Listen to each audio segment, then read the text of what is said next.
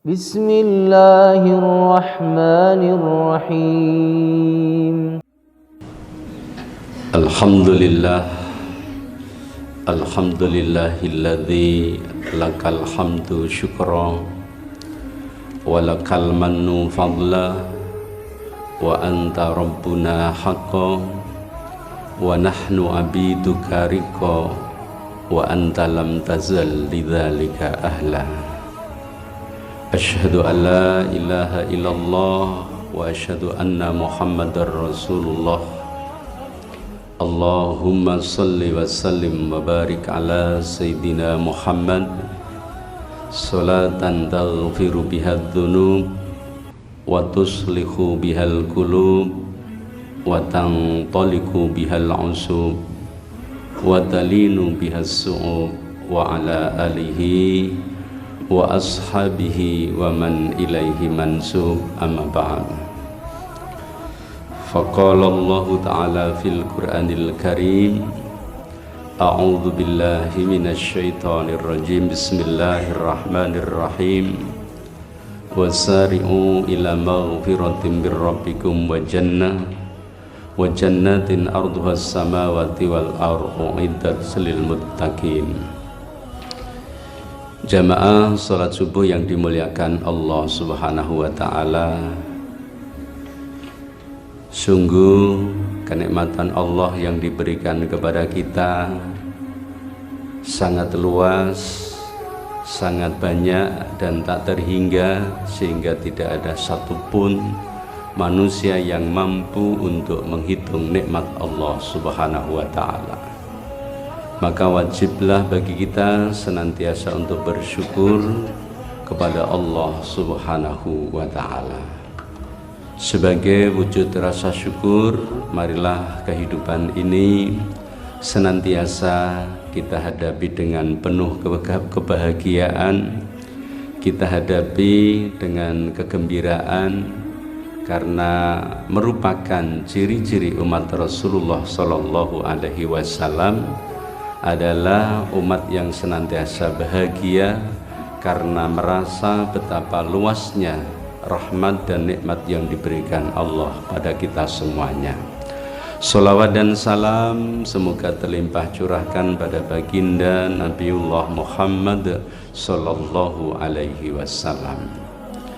Bapak Ibu jamaah yang dimuliakan Allah Subhanahu wa Ta'ala, izinkan pada kesempatan kali ini kami untuk matur yang kedua kali, karena dari panitia mungkin mengharap bahwa 2 pagi kami bisa sowan pada kesempatan kali ini dengan tema yang tidak jauh berbeda.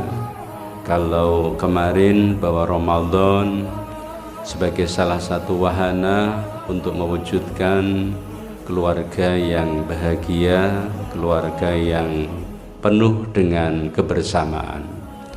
Di pagi hari ini kami juga diberikan amanah untuk menyampaikan keluarga takwa, untuk menjaga dan merawat keluarga hendaklah kita rawat dengan ketakwaan pada Allah Subhanahu wa Ta'ala.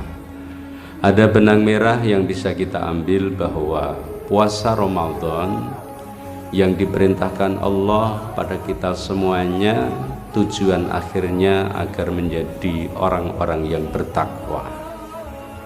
Takwa secara personal tentu akan berpengaruh takwa secara kolektif, dan takwa secara kolektif akan juga berpengaruh ketakwaan secara makro, yaitu dalam bangsa dan bernegara. Dalam teori strukturalisme, bahwa apabila suatu bangunan ini itu akan menjadi bangunan yang baik apabila seluruh unsur-unsur dalam bangunan itu berasal dari unsur yang baik pula. Artinya ketika bangunan masjid ini akan menjadi kokoh, menjadi bagus, menjadi indah, maka diawali dari struktur bangunan yang baik, mulai dari besinya, batu bata, campuran pasir, semen, air, lalu digarap oleh tukang-tukang yang profesional. maka akan mampu mewujudkan sebuah bangunan yang kokoh dan indah. Demikian juga bangsa dan negara ini akan menjadi baik, akan menjadi sejahtera apabila diawali dari sebuah keluarga yang baik. Keluarga yang baik akan terwujud apabila dilandasi dengan individu-individu yang baik, dan individu yang baik itu akan bisa kita raih jika kita bisa menjalankan ibadah puasa dengan sebaik-baiknya. Semoga kita semuanya senantiasa diberikan kemudahan oleh Allah Subhanahu wa Ta'ala untuk mencapai derajat ketakwaan yang setinggi-tingginya di hadapan Allah Subhanahu wa Ta'ala. Amin. Bapak Ibu yang dirahmati Allah Subhanahu wa Ta'ala, dalam mewujudkan meraih hal itu, yang pertama bahwa keluarga itu akan bisa kokoh dan baik, termasuk individu, apabila kita menjalankan agama dengan sebaik-baiknya. Satu hadis Rasulullah sallallahu alaihi wasallam, "Idza aradallahu baita khairin faqqahahum fiddin." Jika Allah menghendaki suatu keluarga itu menjadi baik, maka hendaklah keluarga itu menjalankan agama dengan sebenar-benarnya, agama dengan sebaik-baiknya di sisi Allah Subhanahu wa Ta'ala. Tentu sekali lagi seperti kemarin yang kami haturkan, bahwa beragama tidak hanya sekedar formalitas dan rutinitas serta ritualitas belaka, tetapi beragama harus mampu memanifestasikan antara peribadatan yang kita lakukan dengan perilaku kehidupan kita sehari-hari.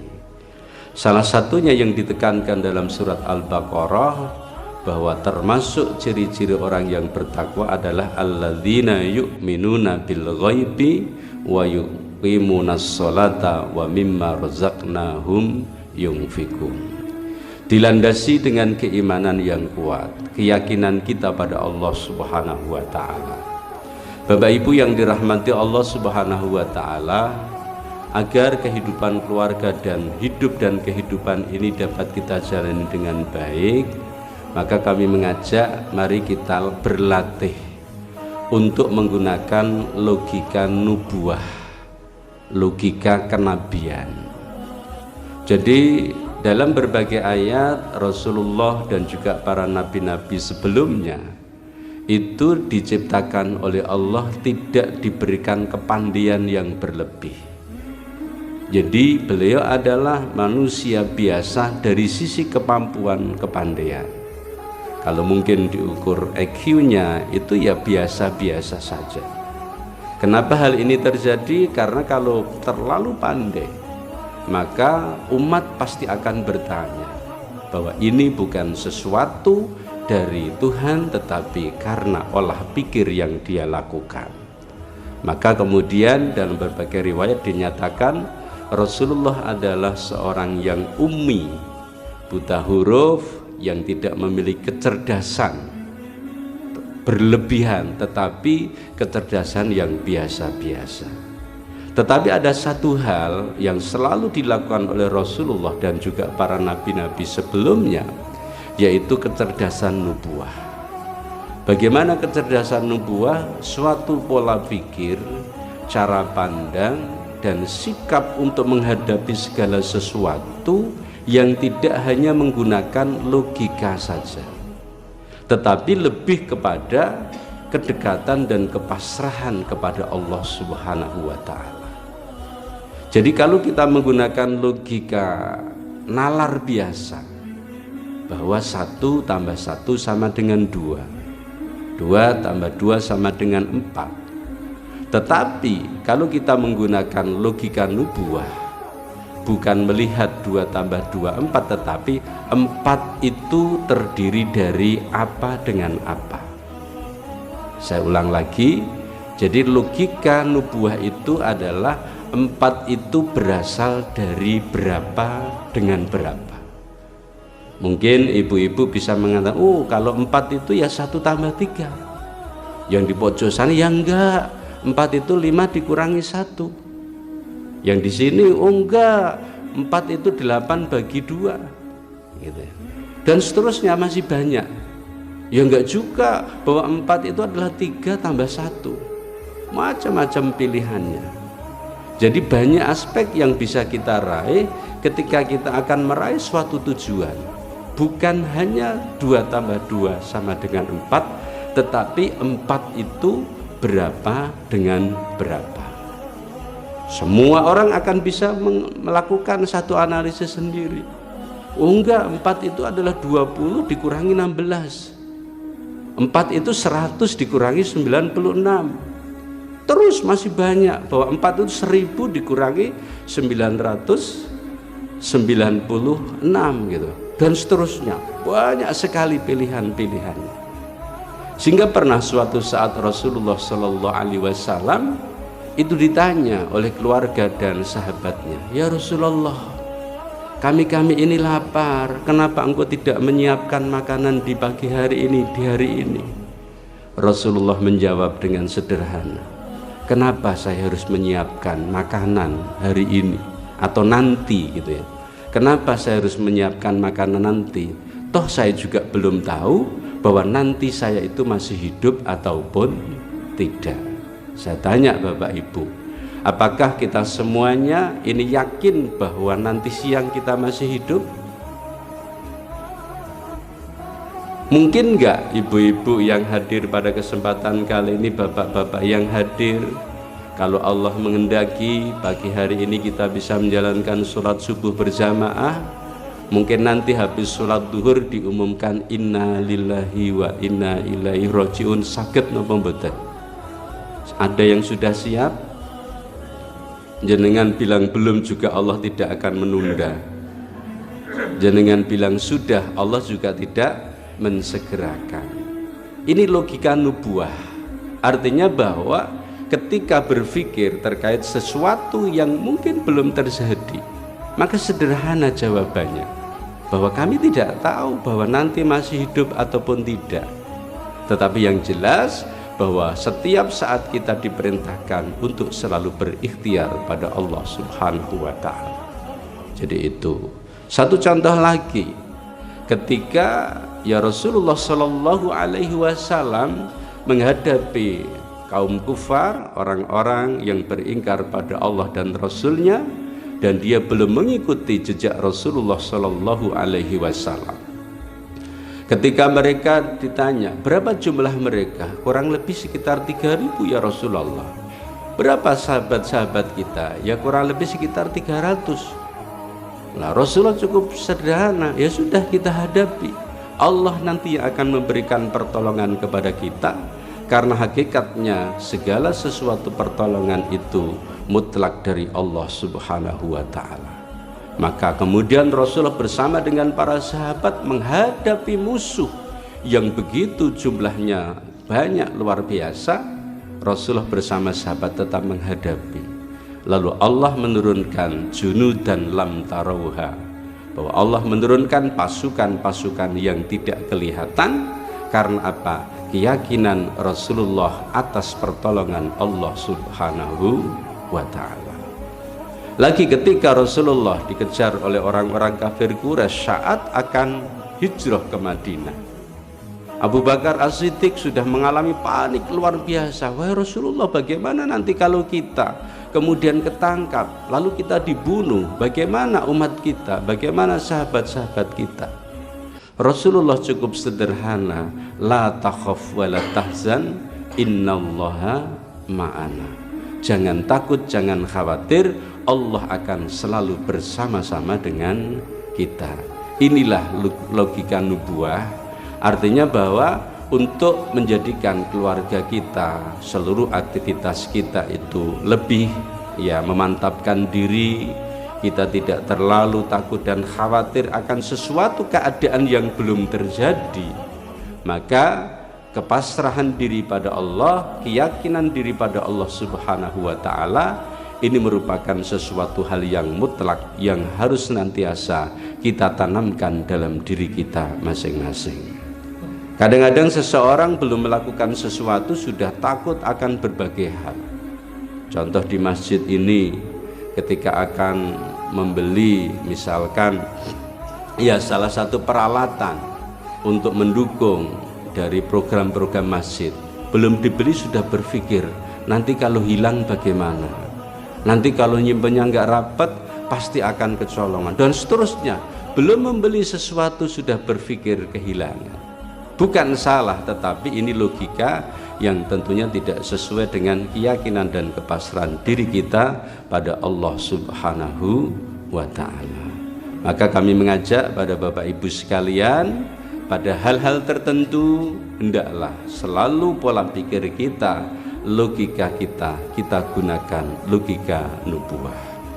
Kemudian yang kedua, bahwa untuk menjaga agar kita senantiasa dalam lindungan dan pertolongan Allah Subhanahu wa ta'ala, alladzina yunfikuna fis sarra'i wad-dharra. Jadi kita harus senantiasa mengedepankan bahwa rizki yang kita terima itu mutlak semuanya berasal dari Allah Subhanahu wa ta'ala. Maka kita hendaklah setiap saat untuk berinfak, mengeluarkan harta benda kita, baik dalam keadaan sempit maupun dalam keadaan lapang.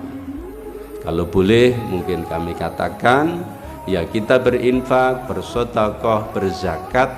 Kalau diibaratkan binatang, ngendok itu ya sesuai dengan model binatangnya.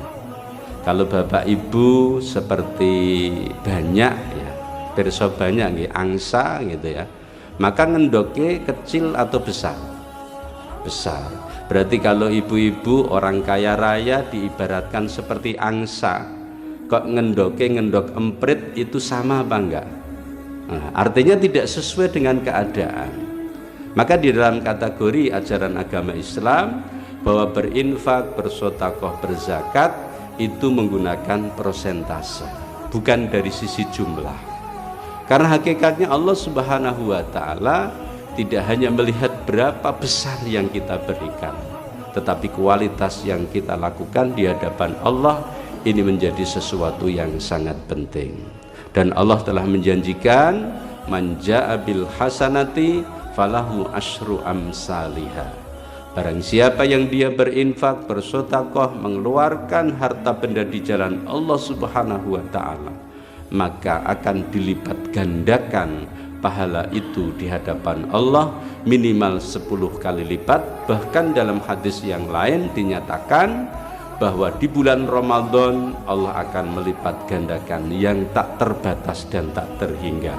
Semoga sekecil apapun yang kita lakukan diberikan balasan yang terbaik oleh Allah Subhanahu wa ta'ala.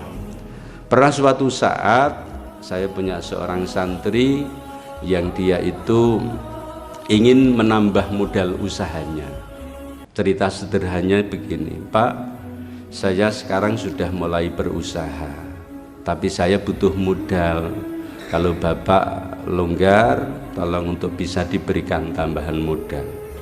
Saya bilang, loh kenapa harus tambah modal? Logikanya Pak, kalau saat ini modal saya 3 juta, lalu untung saya 10%, maka setiap hari saya bisa mendapatkan keuntungan 300.000.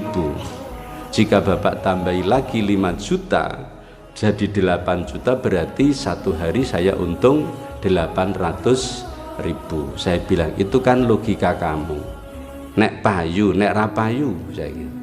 Nah, terus gimana Pak? Ya sudah, modal memang penting, nanti saya tambahi. Tapi yang paling utama, jika kamu mendapatkan rizki dari Allah, tolong gunakan sebagian untuk berinfak, bersedekah, berikan pertolongan orang-orang yang berkekurangan. Kemudian saya itu kebetulan di masjid, sudah sebagai bukti itu ada kotak infak, tolong ambil dompetmu. Diambil ada ratusan ribu, 50.000, 20.000, 10.000, 5.000, 2.000, 1.000. Kalau Bapak Ibu di Jamasba yang diambil yang mana? Kalau ada 1.000 yang baru dengan 1.000 yang sudah lama, diambil yang mana? Okay. Biasanya sing digoleki sik lecek-lecek gitu ya. Iya. Dia kemudian ambil yang 5.000. Setelah ambil 5.000, bismillah, niat karena Allah. Lalu kemudian saya berikan tambahan modal, ya sudah, moga-moga nanti bisa bermanfaat. Siang hari dia juga jualan lagi. Sampai kira-kira jam 10-11 ternyata pembeli nggak ada bedanya. Bahkan mungkin agak kurang dibanding hari-hari yang lalu. Lalu dia bilang, katanya kalau sedekah diberikan tambahan. Sampai sekarang kok nggak ada tambahan. Nah, baru bilang seperti itu atas izin Allah dan kehendak Allah. Ada temannya yang pinjam sepeda motor. Mas, tolong saya dipinjami. Oh ya, ini STNK-nya, ini kuncinya. Kalau sudah selesai tolong dikembalikan. Betul, setelah selesai cukup lama dikembalikan. Mas, terima kasih, saya sudah ditolong, segala kebutuhan sudah saya peroleh.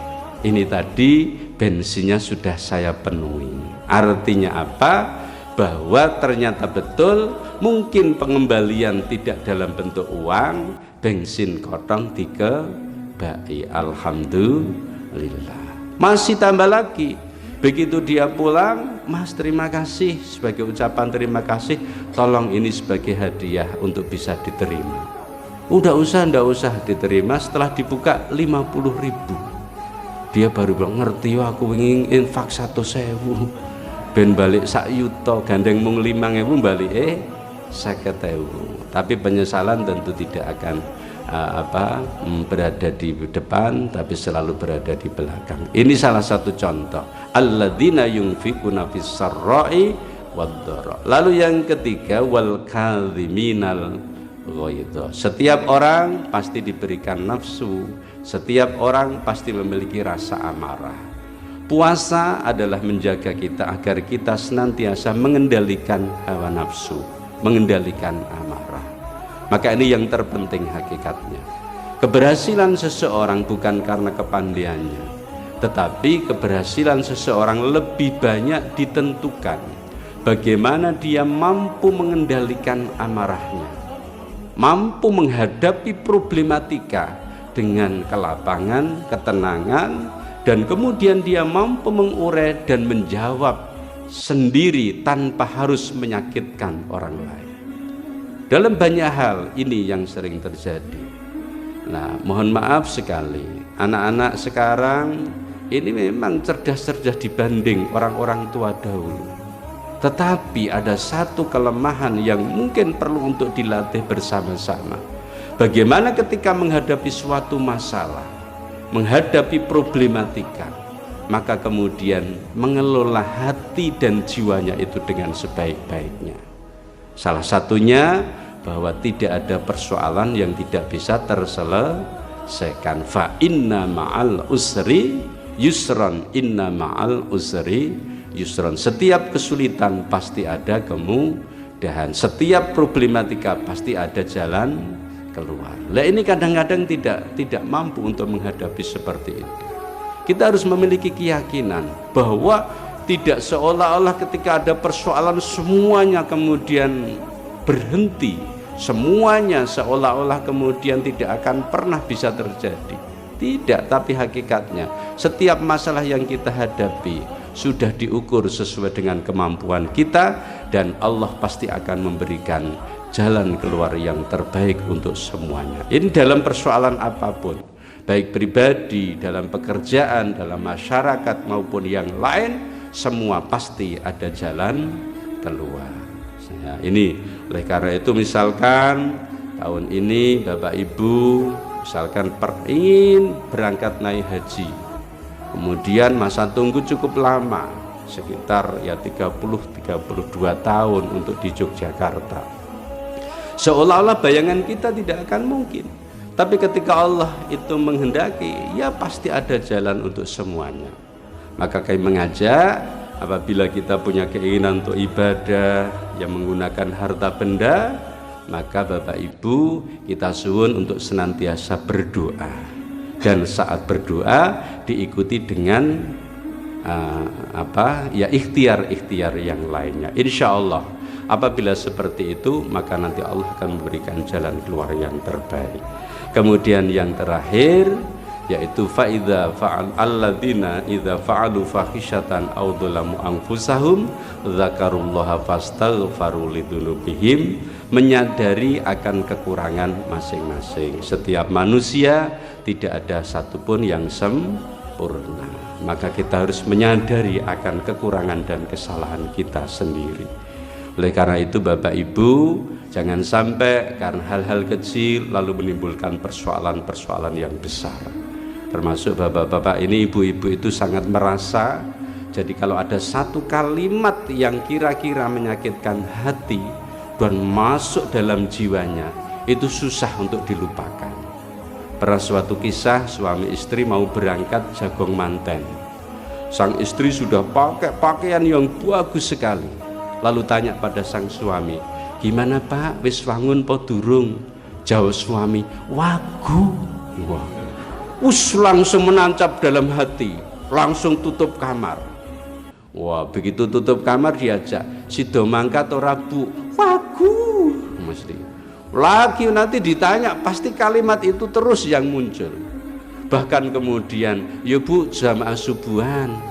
Jawabnya apa kira-kira? Wagu pasti. Oleh karena itu termasuk kata-kata harus senantiasa kita jaga.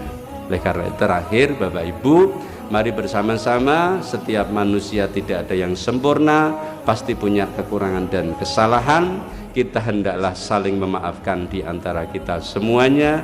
Jangan hanya melihat kekurangan orang lain, karena kalau melihat kekurangan sampai hari kiamat pun tidak pernah kita akan terbebas dari kekurangan itu.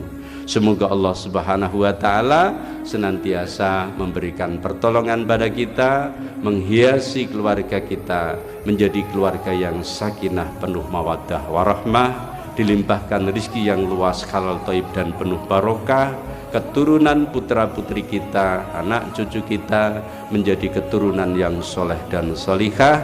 Semoga selamat dunia sampai akhirat nanti. Amin amin ya rabbal alamin. Demikian mari kita akhiri dengan berdoa kafaratul majlis. Subhanakallahumma wa bihamdika asyhadu alla ilaha illa anta astaghfiruka wa atubu ilaik. Alhamdulillahi rabbil alamin. Wassalamualaikum warahmatullahi wabarakatuh.